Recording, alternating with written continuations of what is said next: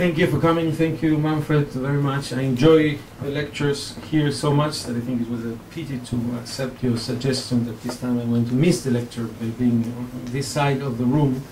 In any case, the one who wouldn't have ever missed one of my lectures was my dear friend Chaim Zohar, Zichrono Livracha, has allowed me to dedicate this presentation to his blessed memory.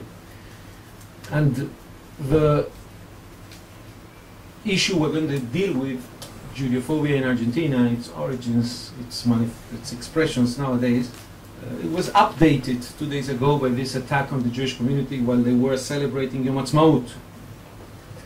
This was not done by, it is a good summary, if we take a picture of what happened, or what I'm going to say.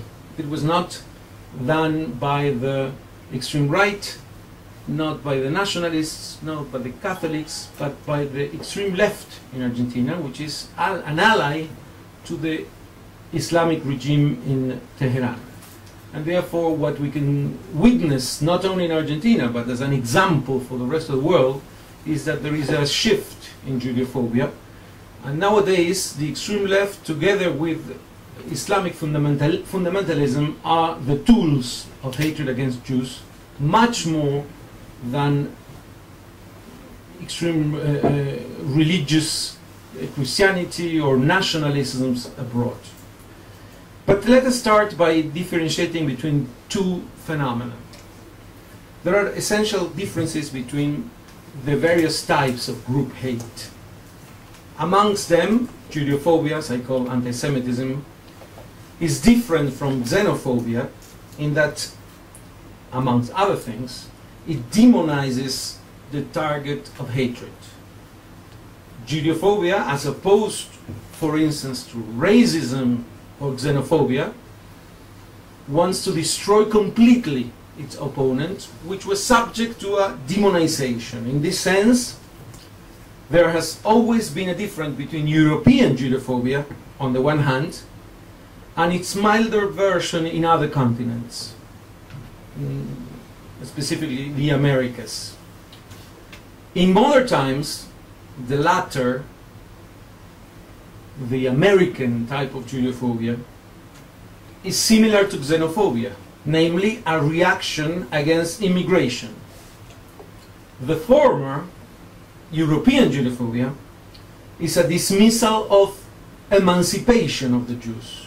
And for that, it uses demonization as a tool, to reject the possibility of Jews becoming citizens, human beings. And this is typically European. Our first question, therefore, is whether Argentinian Judeophobia is closer to the European version or to the American type of hatred. The founders of the United States had been raised in love for the Bible, very characteristic of the Puritans, love for the land of the Bible, its language. And this is not the case of the founders of Latin American countries, whose environment many times was the Spanish inquisitorial church. Thus, the most Europe-oriented country of Latin America, Argentina, is the one that produced the most vicious type of Judeophobia, the closest to the European version. Yet, the feeling of understanding and compassion towards the Jews, frequently present in North America, has some parallels in the South. For instance, the regulation of October the 6th, 1881, in which President Julio Roca appointed a special agent to Europe whose task was to attract to Argentina the flux of Russian Jews escaping from the pogroms. In this way, the highest point of the liberal tendency that started with the 1810 revolution that led to independence prevailed. And it prevailed over the opposite tendency, which was clerical absolutist. That regulation, which I just mentioned, inviting the Jews to the country, and specifically the Jews, was the antithesis of another regulation 4 centuries earlier, through which the Catholic monarchs of Spain forbade the entrance of Jews to their colonies. From utterly forbidden, Jews were now singled out to become favorite guests. In that sense, we can see that Judeophobia in Argentina could have been shaped in the American style, a mere rejection of immigrants. Thus it was at the beginning. For example, one of the most revered of Argentine presidents, Domingo Sarmiento, rejected in his newspaper called El Diario, I'm talking about 1888, he rejected the possibility of Jewish immigration. But on the basis of these people are foreigners, will always be foreigners, and this type of argument which we see in the milder type of Judeophobia. But eventually, Argentinian Judeophobia became similar to the European version. Vicious, dangerous, and more violent. The beginning of it was a piece of literature. In 1889, there was an overall economic crisis in Argentina. We're used to this type of crisis, but this was real. I mean, you can compare it to today's crisis, and that will be, in Argentina there was a similar one in the year 2001, and overall that destroyed the economy. The president then, his name Juarez Selman, closed down the stock exchange, thousands of people went bankrupt, and a revolution broke out. That happened in 1888. That economic collapse was the main motive of Argentinian literature at the end of the 19th century. A group of 10 novellas were written about what happened, and they are called El Ciclo de la Bolsa, the stock exchange cycle. All of them were of very poor quality, and only one of them is still remembered. And it's called La Bolsa, the stock exchange, by Julián Martel, written in 1891. In this novel, the visible enemy is the aristocracy, who the author sees as unable to cope with immigration. But the real enemy, the hidden enemy, is the Jew. He's accused in the book of having generated the collapse of the Buenos Aires Stock Exchange and therefore of Argentinian economy. Surprisingly enough, Jews were guilty, although there were almost no Jews to be blamed. The previous year, in 1888, 8 Jewish families had immigrated to Argentina, and not to Buenos Aires, and a few dozens came into Argentina the following year, but they went also to other provinces. So Martel didn't see one Jew in his whole life. He died before he was 30, by the way. And he depicted the most heinous type of Jew, who was the one who brought the collapse of Argentina. This novel, The Stock Exchange, appeared as a feuilleton in the still most prestigious newspaper of Argentina, La Nación, in the year 1891. And there he often quotes from Edouard Drummond, La France Juive. And that, to some extent, proves the fact that the vicious type of Judeophobia is being imported from Europe. In spite of its mediocre quality, critics of all ages stressed its testimonial value and compared it to the work of Émile Zola, Honoré de Balzac. And that is why a main historian of Argentinian literature, his name is Sergio Bagú, stressed the following. La Bolsa, the stock exchange, should not be used in schools without reservations about its content. Otherwise, it would encourage not only literary bad taste, but also prejudices and hatred against national and religious minorities in our country. Its racist approach, unparalleled in our literature of those days, is enough to deny to it all attempt to represent our national literature. So here you have a condemnation of the, not of the novella itself, but of the use of this book in order to teach Argentinians youth. But it was included in the curriculum of schools. It was compulsory reading for several generations of Argentinian kids. while knowing that this is not representative and this is not good literature. One of the most important historians of Argentinian literature, Ricardo Rojas, if not the most important, he was a nationalist, called La Bolsa, the stock exchange, a typically Argentinian creation that points out at the causes where they were indeed. It should be read more frequently and give the name to a school. This is a subtle type of Judeophobia, which consists of attacking Jews by means of glorifying Judeophobes without mentioning the subject at all. Thus, apologies of Heidegger, Wagner, Ezra Pound, Celine, without the reservation about their political standpoint, allow the smuggling of Judeophobia into the mainstream public opinion. The ultimate result of this is the legitimation of the crudest type of Judeophobia.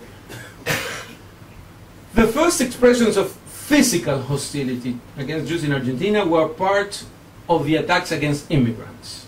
And they took place when the most conservative sectors of Argentinian society identified as Russians both Jews and Russian revolutionaries that were immigrating to the country. What sparked off this reaction was the murder of the chief of police, who had just violently repressed a workers' demonstration in May the 1st, 1909. That year, Ramon Falcón, this chief of Argentinian police, was shot dead by Simon Radovitsky, a 17-year-old Jew who had just immigrated from Russia. He was an anarchist in Russia, he became an anarchist in Argentina, and therefore he was a Russian in every single sense of the word. A Jew, a revolutionary, and a Russian. Radovitsky was completely, totally alienated from the Jewish community. But the Jewish organized community made every single effort in order to show that it was completely blameless for this murder. I many times bring my students in Argentina to the most aristocratic cemetery, which is called Recoleta, and there you can see the tombstone of Ramon Falcón, a very big monument, and there is a picture of it which I took in the internet, and you can find it. And there you can see the only Magen David and Menorah and Hebrew letters in the whole of this aristocratic, very Catholic cemetery. Because the Jewish community came with honors and after honors to this chief of police in order to show we didn't have anything to do with the murder. Mr. Radovitsky didn't have anything to do with us. And we bring us these different plaques in order to pay homage to our chief of police. But to no avail, as I said before, because there was a physical aggression against Jews on May 15, 1910, a few years later. And then a full pogrom broke out in the framework of what was called the Tragic Week of 1919, that started as a repression of a workers' strike. Several fascist groups were created in that time, the Patriotic League and others, which you could mention, but the result of this tragic week was 800 people killed, 1/4 of them Jews, and 4,000 people injured. When Nazism raised in Europe, Judeophobia everywhere went much worse, in publications, in Germanophile groups, in nationalists, especially after the coup, the military coup of 1930, which was of a nationalist, fascist-like type. And the secretary of the president of those times, Mr. Uriburu, his name was Molina, founded a group which specifically attacked Jews and warned about the danger of Jewish presence in those times. There was a Catholic newspaper who joined these calls of alert for Argentinians to reject the Jews. Then there was the first publication of the Protocols of Elders of Zion. And the person who became the most important novelist of Argentina, his pseudonym, Hugo Wast, He was first the general director of the National Library. He became the Minister of Education of the country. And he was an open Judeophobe who published his novels in the year 1935. Once again, Nazism was in power in Europe, and he published this novel warning about the Jewish domination of the country. It was the same year in which Daya, the group, the political group, in order to defend Jews or represent them in front of the Argentinian government, was created. These groups didn't stop after war, and one of their results was a specific group that during the 60s called Tacuara would kidnap, kill, torture Jews, led by two priests, Alberto Escurra and Julio Mendil, together with a representative of the Arab League in the country, Hussein Triki. The danger side of these groups was not so much due to their type of violent speeches, but due to the fact that they were very close to power, because they were supported by the main Argentinian political party, which was the Peronist party in those years. And Tacuara saw itself as a part of the Peronist party. In the year 1971, an imitation of the protocols was published in Argentina, written by an economics professor at the University of Buenos Aires, he named Walter Beberaggi Allende, who spread the news of what was called the Andinia secret plan. This was an alleged conspiracy created by a rabbi from New York that had as its purpose to take the south of Argentina, the Patagonia, conquer it, and create a second Jewish state in the south of Argentina. This myth continues till now. There's once in a while you see someone that accuses the Jews to send too many Israelis to the south, to the Patagonia, because this is the plan in order to, as a matter of fact, create this state according to the Andinia plan.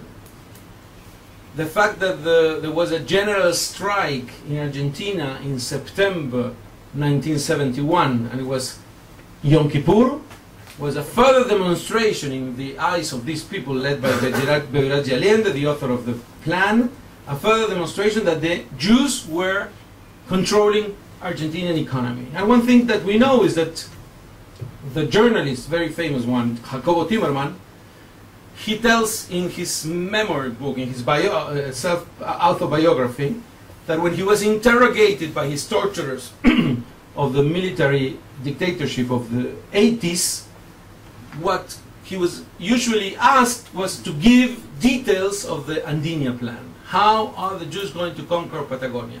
The answer of Timerman, thus he writes in his book, was, how do you think that we would be able to do such a thing? There are no weapons, there is no training, there is nothing similar. And the answer by one of the most Judeophobic military of those times, Ramon Camps, was, but Timerman, that's exactly what we are asking you. We want to know how you're going to do it, well, weapons and whatever. I mean, this is exactly the reason for which you are here. During this dictatorship between the years 1976 and 1983, Judeophobia was quite active, and we know, for instance, that out of the thousands of desaparecidos, the Jews were the favorite victim in the centers of torture. But very exceptionally, like in the case of camps, which I just mentioned, there were no expressions, public expressions of official Judeophobia.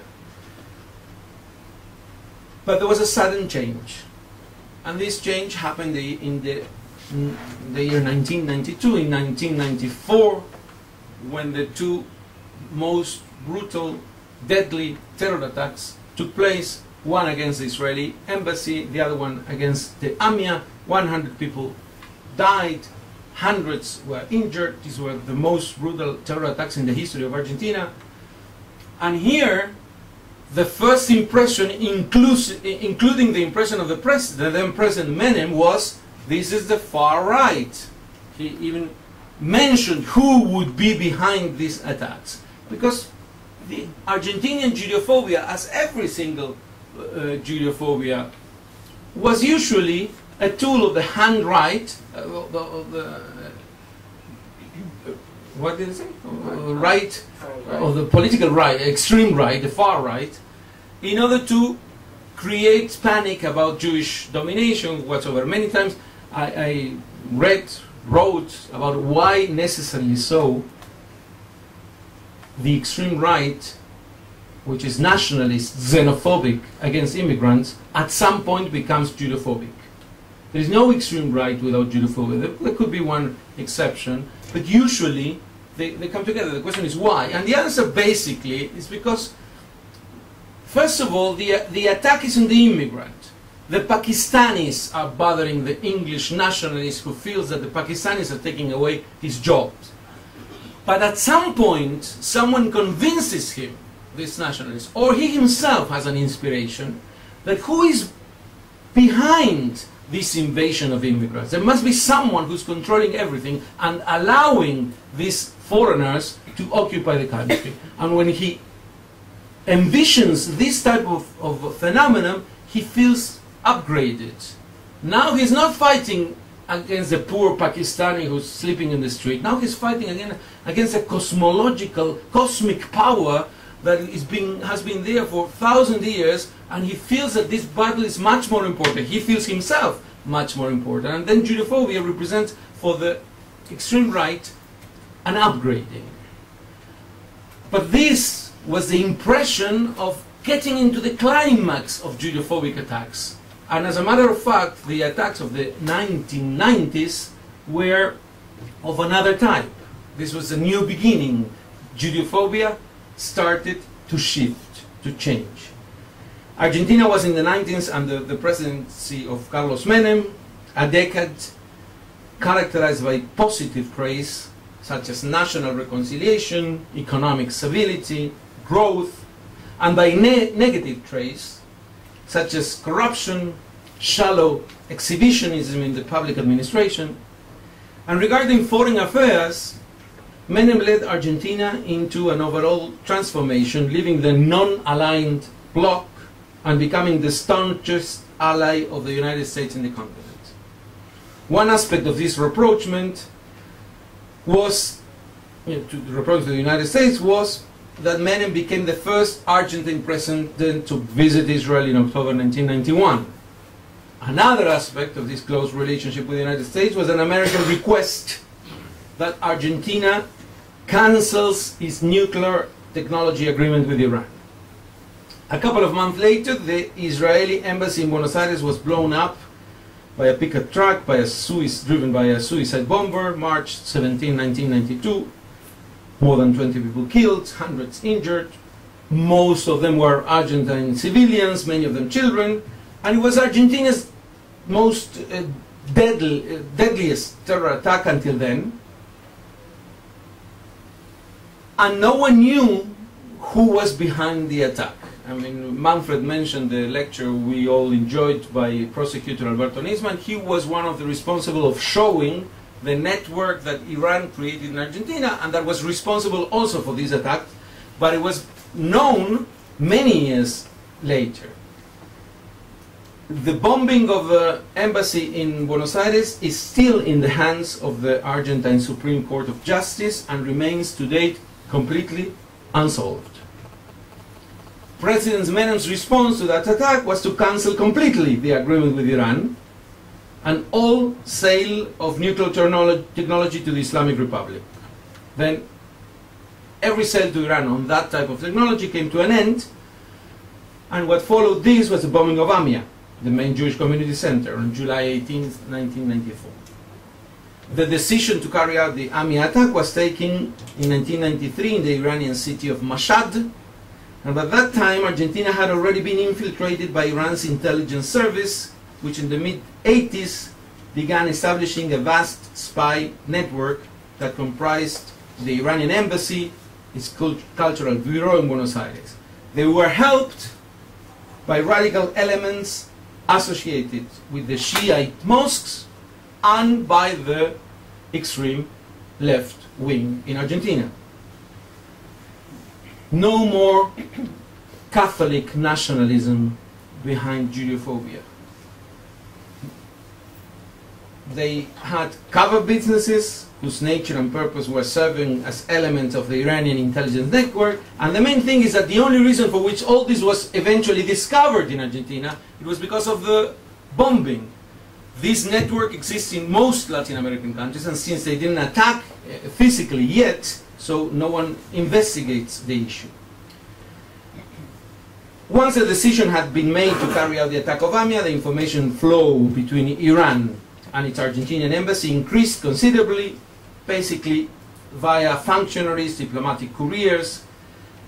Substantial amounts of money were transferred from Iran to the bank accounts held by Mohsen Rabbani, who was the indisputably leader of the regime of the mullahs in Argentina and the representative of their ideology. And let's sum this up by the following. All the information concerning the attack was available to the investigators, especially because a few days after the attack, the van that exploded was found among the rubble by an Israeli team. And it included the engine serial number, which allowed tracing who sold it and who held it. But none of the suspects were prosecuted because a short time after the attack, a web was spun to provide cover for those responsible for the attack, which included red herrings, blackmailings, bribery, intimidation of witnesses, diverse methods of obstructing the investigation. This cover-up network was instigated by government functionaries, intelligence agents, judges, and leaders of the Jewish community. It would have succeeded had it not been for the Herculean work of Alberto Nisman, who in 1997 was nominated to be a state prosecutor of the AMIA case, with intention of being a rubber stamp for this network of falsifications. 10 lost years brought the Argentine justice system to its lowest point. And they were marred by such incompetence that former President Nestor Kirchner called the unresolved investigations our national disgrace. In July 2005, his government issued a decree formally accepting a share of the blame for the failure of investigations into the attack. After Argentina admitted its role in the cover-up, this professional team led by Nisman was entrusted by the new judge to lead the investigation. And in 2006, Argentina formally charged Iran and Hezbollah with the bombing, accusing the Iranian authorities of the way it perpetrated it, and people started calling the new investigation AMIA 2 in order to differentiate it from the shameful AMIA 1. One word about the Jewish leaders. The aloof position taken by Jewish leaders vis-à-vis Nisman's investigation and achievements deserves a few words. In 2003, during the public trial, a major breakthrough took place when the secrecy of the Argentine intelligence agents was removed by presidential order. This authorization enabled the public to view the undistorted version of what had really happened. The Jewish political representative body, Taya, rather than applauding the measure, questioned it with the argument that it would affect national security. In the year 2007, the appellate court confirmed the acquittal of the policeman who had been misleadingly charged with participation in the terror attack. The Jewish leaders protested the decision. Had their protest been accepted, the investigation would have continued to focus on falsely charged victims of the cover-up. During the first week of December 2007, Judge Lijo announced the completion of the investigation of the cover-up and requested the opinion of the parties involved. The Jewish leaders requested a postponement of the commencement of the public trial. These disruptive tactics went into a higher gear towards the end of 2008 and 2009. On November 27, 2008, the leaders of the AMIA issued a communique in which they demanded, quote, that Prosecutor Alberto Nisman produce much more proof regarding the local connection, restore sanity, and reinstate the validity of evidence, end quote. They further complained that Nisman, quote, was busy investigating an alleged conspiracy in order to incriminate innocent people and conceal the real culprits, end of quote. Although a few days later they partially recanted their antagonistic denunciation, it was apparent that the target of their criticism was none other than the person whose indefatigable work had led to the unveiling of the truth. At the beginning of this year, all the parties involved in the trial requested that former Judge Galeano, former prosecutors Mullen and Barbacchia be formally accused for the one-decade cover-up, together with others involved in the scandal. The truth was thus demanded by the prosecutor, the victims' families, the organization Active Memory, the Ministry of Justice, and all the other litigants except of one, Daya. The leadership of Daya again presented a document on February the 2nd, 2009, lamenting that, quote, the investigation was at the same point it had been 15 was decided in Mashhad on August 4th, 1993. These discoveries, which put Argentina at the forefront of the legal battle against world terrorism, were minimized by the AMIA Daya leadership. Their 60-page report includes a mere one sentence on page 49, where, quote, it must be admitted that in the international aspect there were meaningful achievements, end quote. Their wording is revealing. One might wonder why it must be admitted, as if it were painful, instead of celebrating those achievements. The report claims it is, quote, annoying that it is assumed that the terror attack was exclusively perpetrated by foreign people, end quote, and therefore it insists on the need to find the local connection. Paradoxically, after Iranians' involvement in the worst terror attacks in the history of Latin America, the Islamic Republic penetration in the continent is at its height, thanks to the unconditional support of the Venezuelan government. Venezuela and Cuba were, alongside Syria, the only three countries that supported Iran's nuclear program in a February 2006 vote at the United Nations International Atomic Energy Agency. The shift to the left in many important Latin American countries in the first decade of the new millennium has allowed Iran to be more successful in its attempt to improve relations with several countries. Since Ahmadinejad has ascended to power, he has made 3 diplomatic tours to Latin America in search of an alliance of revolutionary countries. He visited Venezuela in 2006, Venezuela, Nicaragua, and Ecuador in 2007, Venezuela and Bolivia in September 2007. He has hosted President Chavez of Venezuela many times, President Ortega of Nicaragua, Morales of Bolivia, Correa of Ecuador, and his expected visit to Brazil's Lula da Silva in 2009 was cancelled at the very last moment. During the International Conference on Latin America held in Tehran in February 2007, Iran's Foreign Minister Mustafavi announced the opening of embassies in Chile, Colombia, Ecuador, Nicaragua, and Uruguay, and a representative office in Bolivia. And that a number of Latin American countries would open embassies on Iran.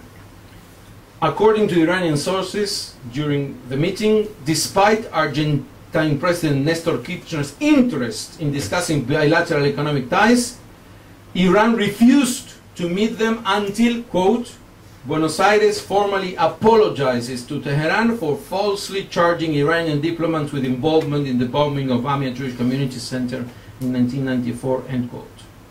Until that year, although Argentina maintained friendly relationship with Iran's allies like Chavez, Ortega, Correa, the government's domestic agenda went in a different direction. For example, Kirchner, the president of Argentina, cancelled plans to attend Correa's Ecuador's Correa inauguration ceremony after it was announced that Ahmadinejad would be present in that ceremony. At the 2007 United Nations General Assembly, the Argentine president urged Iran to help with the proof on the terrorist attack.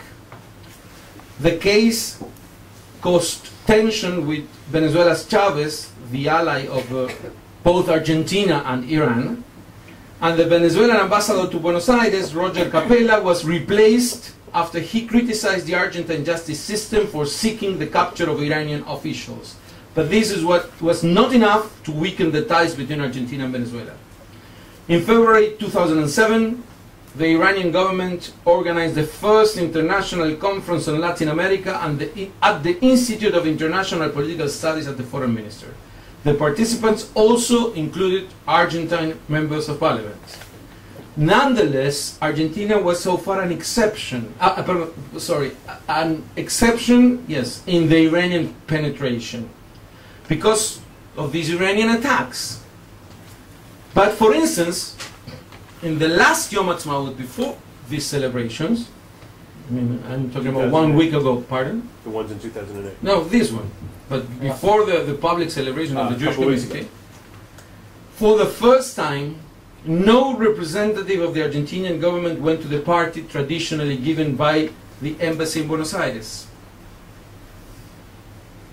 This time it was more violent. I mean, a group of left-wing fanatics, which are the apologists of Iran in Latin America, attacked a crowd with sticks. That's what we read in the newspapers yesterday.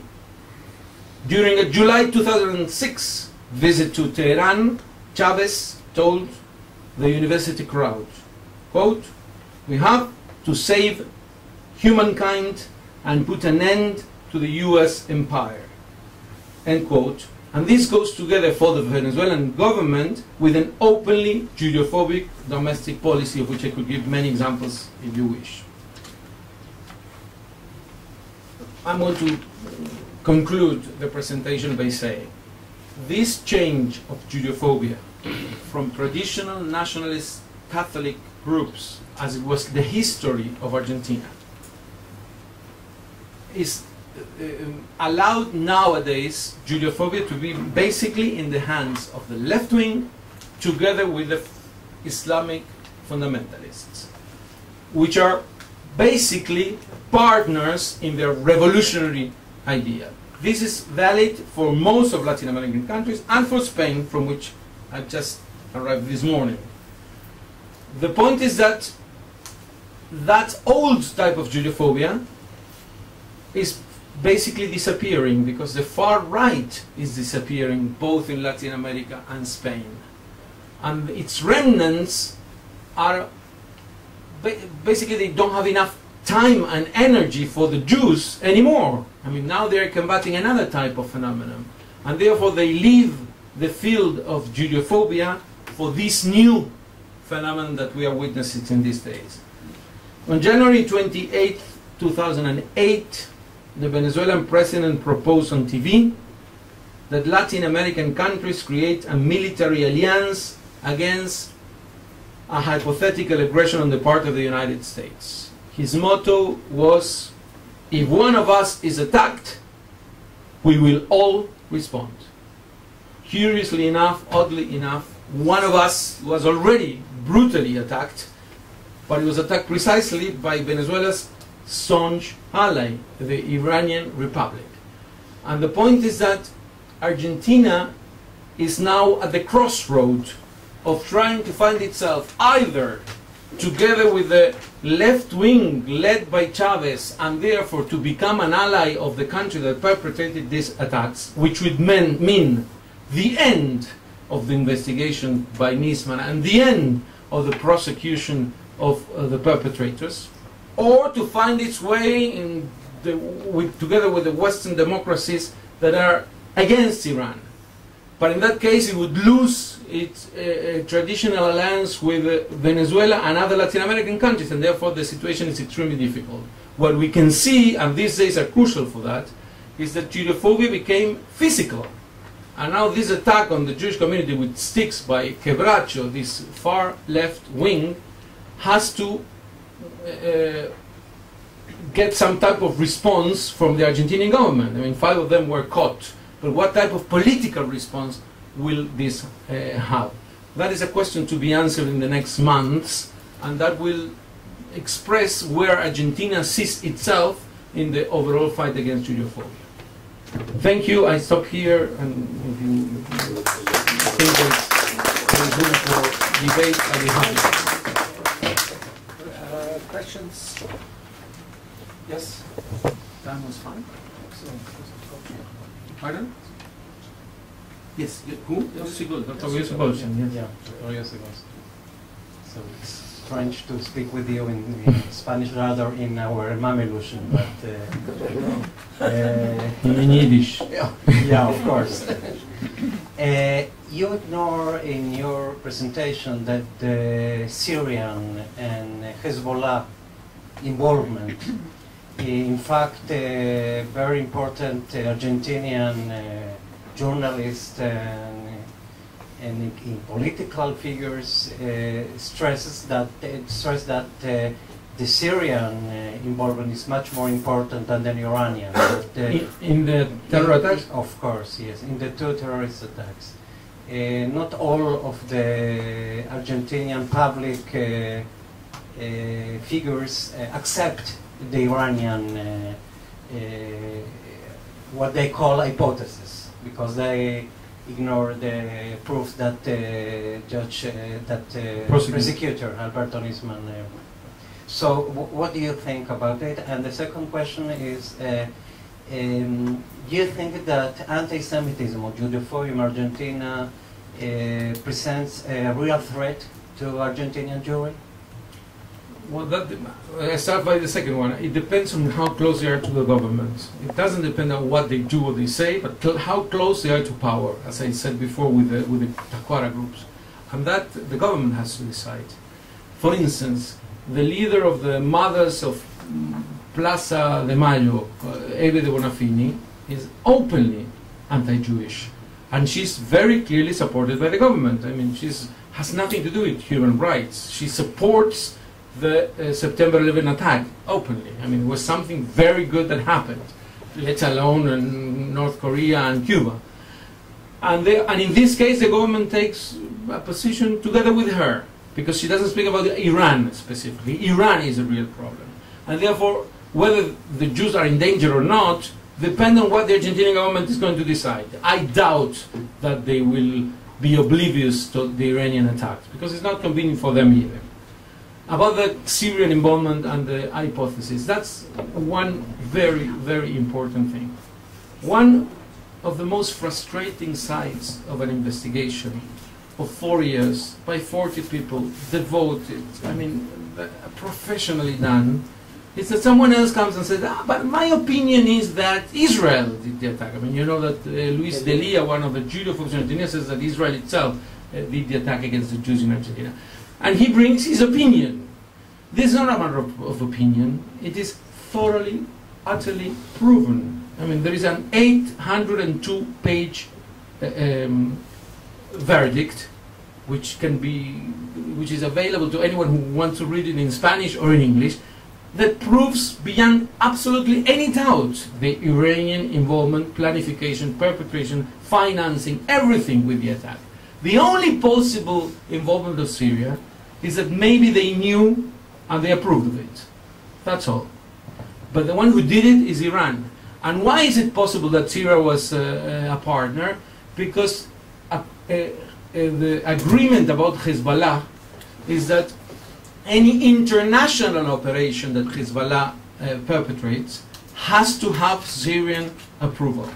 If it's a specifically anti-Israeli attack, that's between Iran and the Hezbollah, and Syria doesn't even have to know about it. But it's part of their agreement that if there is an international operation such as the one in Argentina, Syria should approve. Whether this was the case, we don't really know. I mean, it is possible that Syria knew and approved of it, but there were no Syrian involved. The only one who's mentioned all the time is this Enore Canule. Okay, this person, maximum what he did is to give the truck the pickup truck which was used for the bombing to the perpetrators, knowing what they were going to do. This is the maximum you can get. But this is very minor as compared to what Iran do. So what I suggest is that we don't present it as opinions, because here there are no opinions. One case is completely, totally proven. The other ones are just, I mean, Lanata has another opinion what happened. He claims that there was no truck. There are many people who present their theories about it. This is not an hypothesis. It was proven. It can be read. Travels exactly the same day. The phone calls made by the telephones that they had, money flow from the accounts of the representative of Iran that went to buy exactly this pickup. Everything matches, absolutely everything. It was not just one detail. There are many, many details together. My book is about that. I mean, shows how all the details and that the opinion has something to do with an investigation. That is the answer about Syria.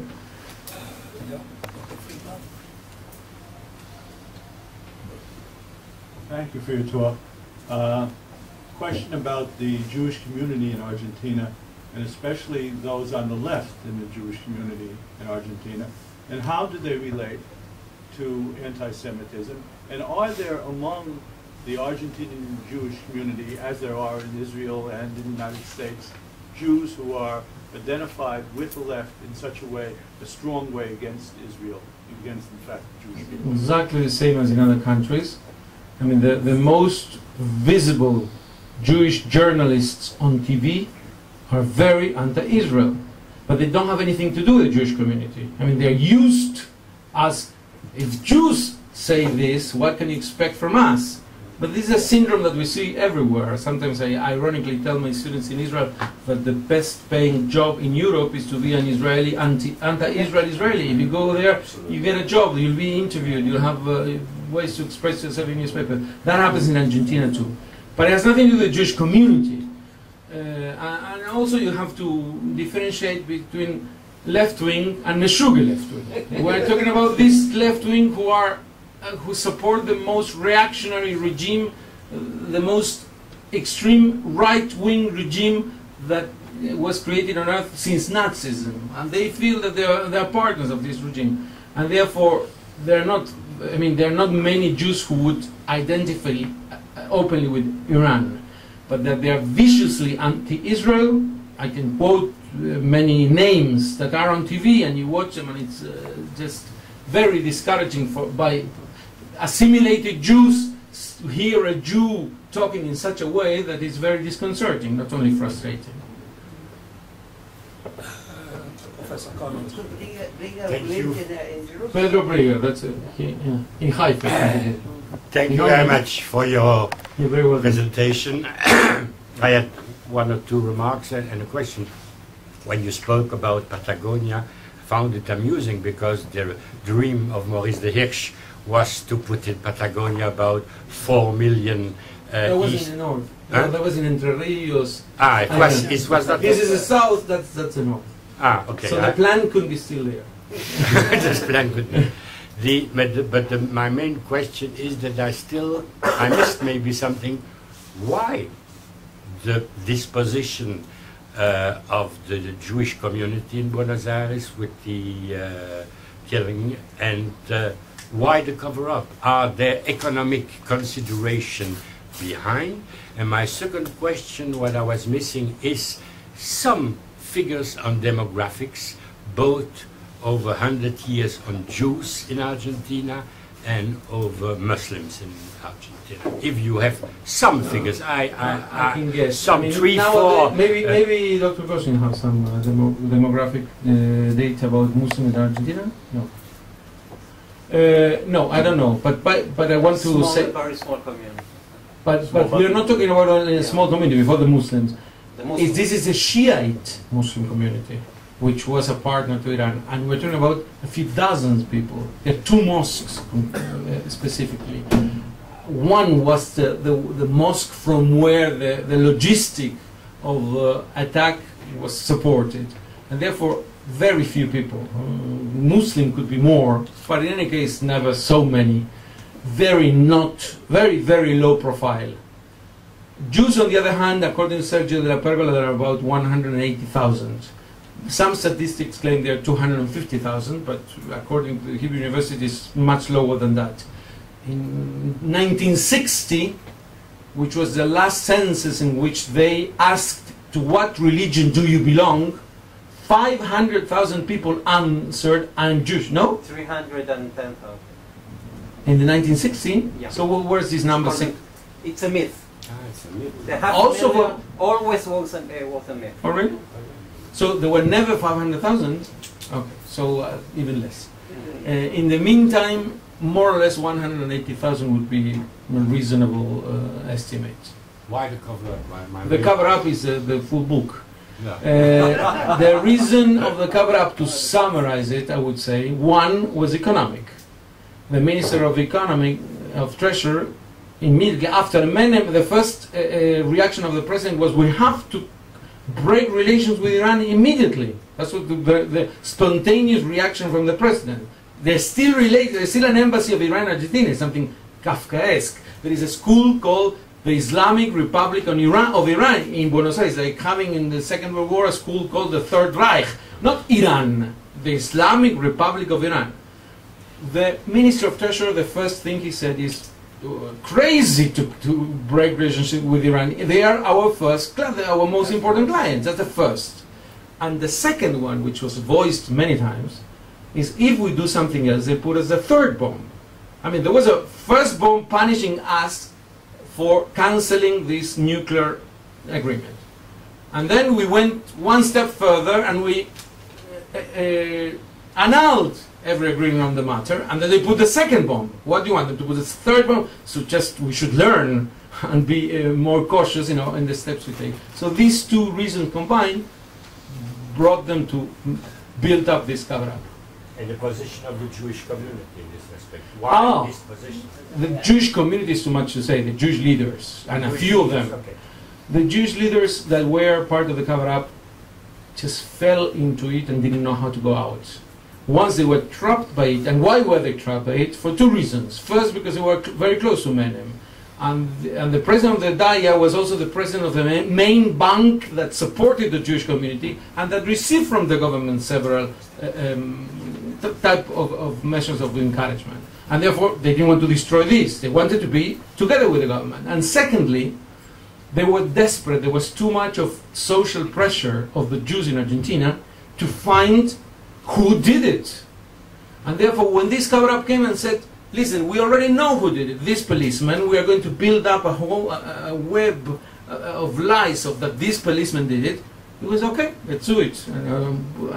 And once they went into it, it was impossible to go out, because every step brought them deeper and deeper and deeper. Pardon? Korat was part of the cover-up. Can you give your name, please? There is a microphone somewhere. Here. My name is Yudi, Shuitzai. I have just, doesn't work. Does work? Yes. Work? Okay. Yeah. Never occurred to anyone there in the political, in the government, whoever, to kick out or to cut ties with the Iranian embassy? That's what I'm saying, it's Kafkaesque.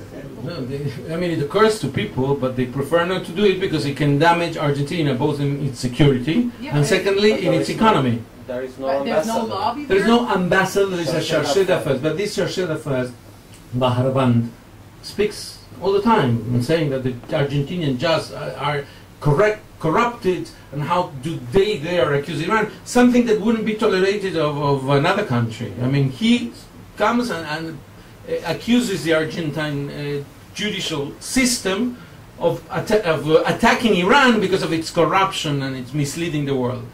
So there's no ambassador, and probably there won't be, but there is a chargé d'affaires, which is a lot. I mean, he appears on TV and he complains and everything. Why? I told you why. Because of the economic relation with Iran. Iran is a power. And secondly, because they fear. What are they going to do if we finally confront them? I have an impression that there's not a strong Jewish lobby there, or whoever is lobbying, to condemn certain attitudes there. For example, with Delia opens his mouth and But you heard what the Jewish leaders did. Not only they didn't condemn, they obstructed the investigation. So what can you expect? I mean, not only they are not pushing for this investigation to go further, they are trying to obstaculize it. Why? Because they feel that if it's going to be the truth, only the truth and nothing but the truth, many of them are going to be shown as partners of this cover-up, which is true. And so they fear this more than anything else. And this is not an opinion. This is not an opinion. I gave you the cases. There's at least 5 cases in which the Jewish leaders, they could do something in order to promote the investigation, and they came to confront Nisman. Yeah, I was not talking specifically about the investigation. In general, the attitude of the people. When Elia speaks, for example, at the Durban II conference, that Argentina did not walk out like most of other countries. What was the reaction? No, usually there are several organizations. There's a Wiesenthal Center, and there are other organizations which complain. And there could be a declaration. In Argentina, I mean, wasn't a big thing that Argentina did not walk out? I would say it was. It was, but you know how big things for how long they last. When it happened, it was. They denounced. Yeah, the DIA. No, not DIA. The Foreign Office, the Ministry of Foreign Affairs in Argentina officially denounces the Iranian accusation. No, but that's against another Israel.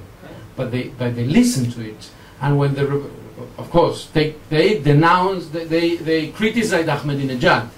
But when they asked the Argentinian representative in Geneva why didn't he stand up together with the Europeans and left the room, he said, what was being said was uncomfortable, but it was not so uncomfortable as to have to leave the room, which it's much worse than. And afterwards, the Foreign Affairs complained about it.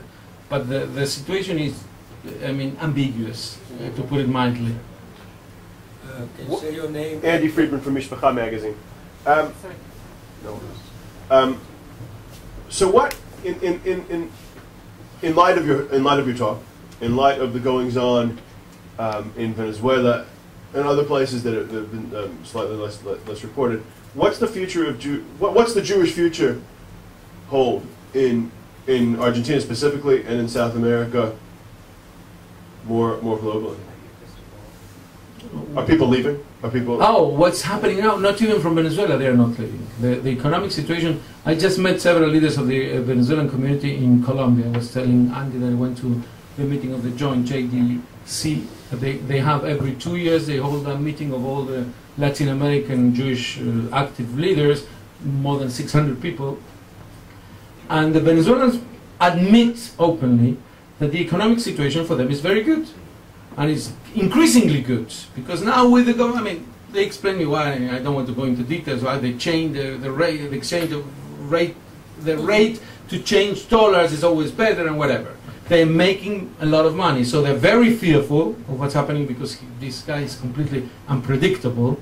He doesn't have a direct contact with them. I mean, tomorrow he can say the Jewish school is closed down and that's it. They won't be able to complain about it. They are very fearful. But they remain, and the Iranian Jewish community is still there in Iran. So what can you expect? Jews stay there.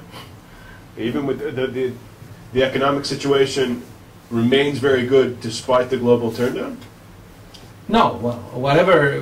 I mean, who's living now is the former Israeli ambassador to Argentina. So maybe you want to say something? No? Thank you. Thank you. He said it's Hak Shefi.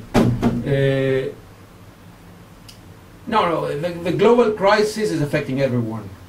But I mean, if you compare what's happening to them as compared to other countries, in Venezuela they're fine. I mean, they claim they're doing well. That's in their words.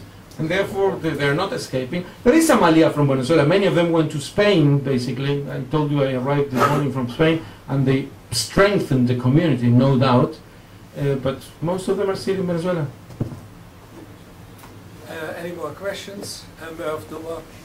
Can I just ask tangentially, because it wasn't mentioned, it's not part of the topic. What about Chile? Is there any parallel development there that...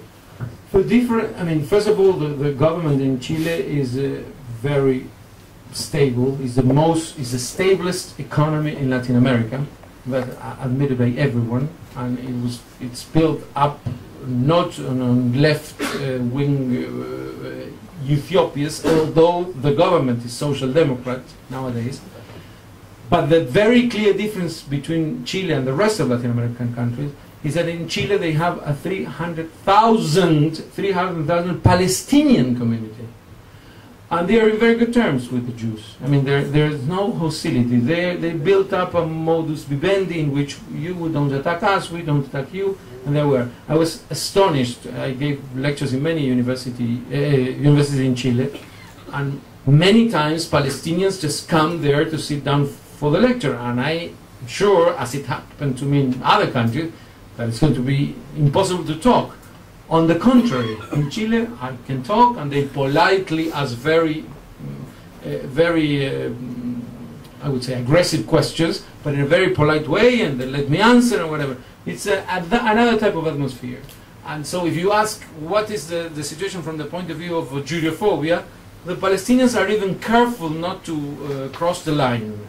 So of course they would attack Israel, but not in the same vicious manner that it's attacked in other countries. You cannot compare it to Venezuela. Venezuela is a machinery of anti-Israel propaganda. Every single day you read in the newspapers and you hear on TV how terrible, how genocidal the Jews are, the Zionists are. Did I answer? Yeah. In Chile, it's mainly a Christian Palestinian community. Yes. Okay, they identify with the Palestinians. You're right. Yeah.